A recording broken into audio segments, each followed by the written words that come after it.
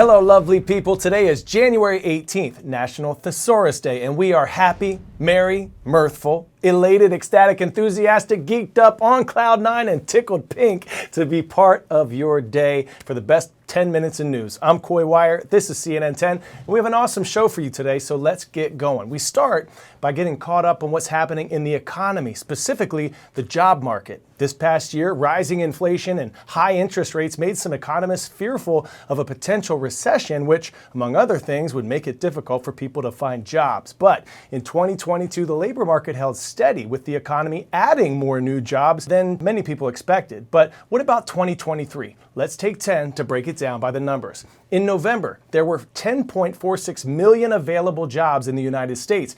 And while that was slightly fewer than the 10.51 million jobs available in October, there were still 1.7 job openings for each job seeker.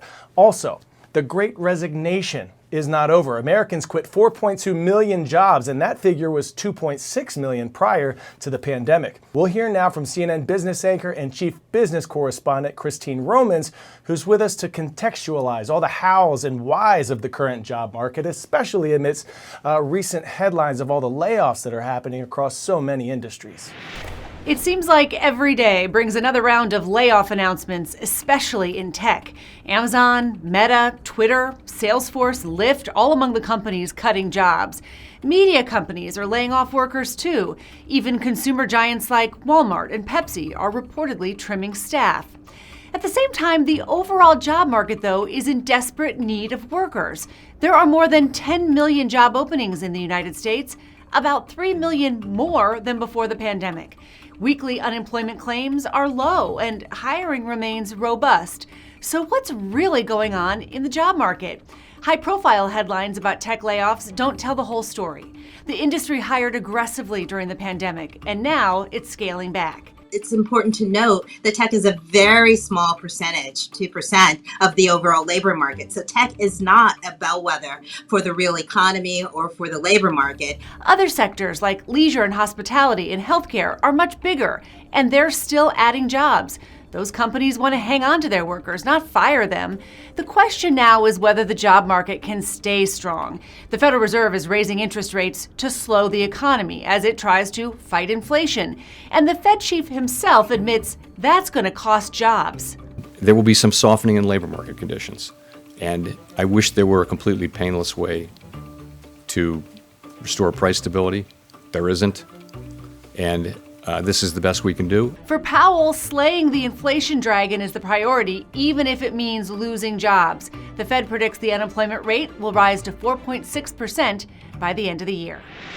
Up next, heroes don't always wear capes. We're getting a rare behind-the-scenes look into health and safety measures that recently saved an NFL player's life. Damar Hamlin of the Buffalo Bills suffered cardiac arrest in the middle of a game 2 weeks ago. And within seconds, medical professionals, heroes, were at his side. Our Dr. Sanjay Gupta takes us to meet the NFL's chief medical officer for a detailed look at all the precautions taken, all the protocols that are in place to protect players in America's most popular sport. Dr. Alan Sills is chief medical officer of the NFL. He's giving me a sideline view of the preparedness that goes into every game day. And once you see this, you will probably never watch a game the same way again. You may have missed this pop-up blue tent.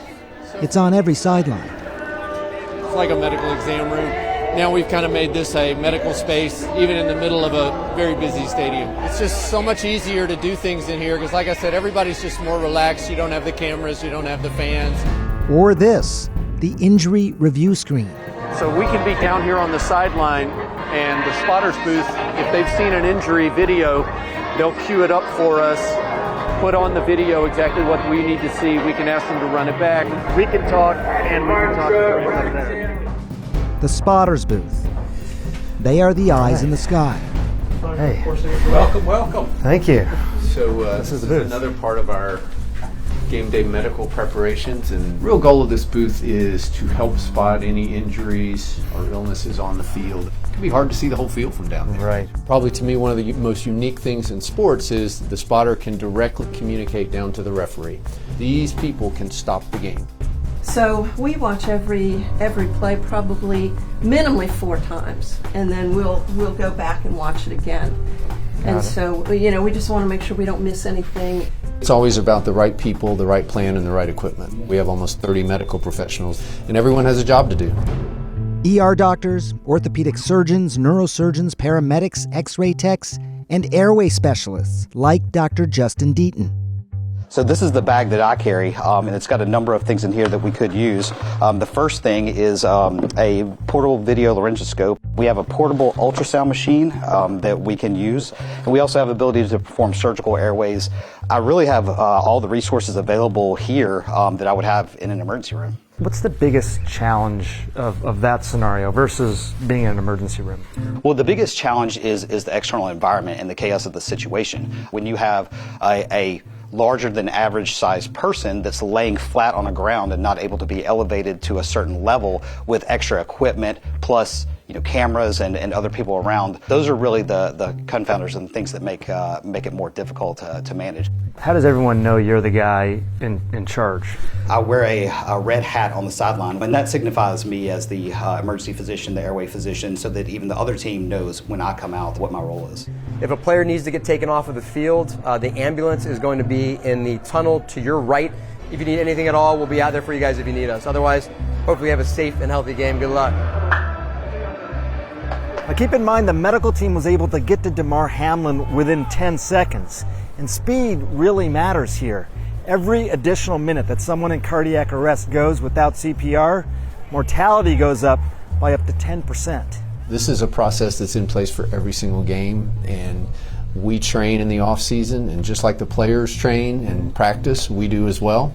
So I have tremendous confidence, but you always want to see a game with no injuries, and you want everyone to frankly be bored on the medical side. That's a good game from my standpoint. I hear ya.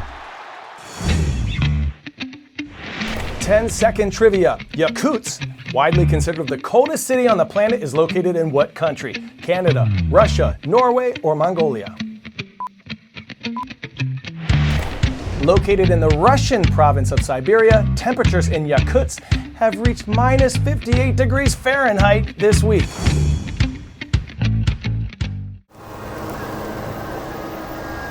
У меня 2 варежки, типа вот так, 2 шарфа, теплая обувь обязательно и чтобы была закрыта голова.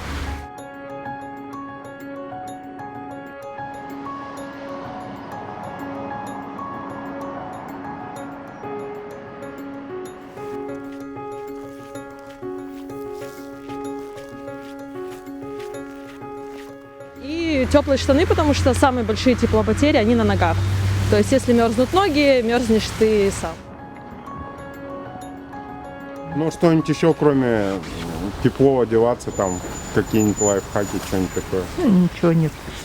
Просто главное потеплее одеваться. Капусту, как капусту, так скажем, да? Замерзаем, но из-за покупателей мы двигаемся немножко, и у нас как бы согреваемся.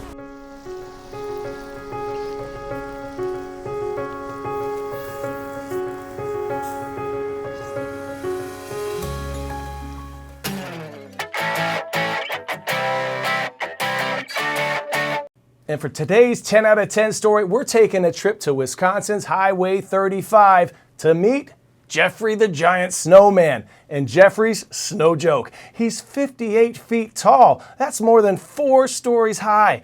Drivers there trying to keep their cool, but Jeffrey freezes traffic to a halt with tons of people coming from hours away to get a glimpse and to take selfies with him. An incredible feat by Craig Carlson and his 2 sons, Bo and Hunter.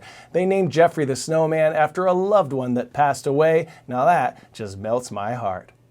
All right, you already know what time it is. West Milwaukee Intermediate School in Milwaukee, Wisconsin. We see you. Thanks for subscribing and commenting on our CNN 10 YouTube channel.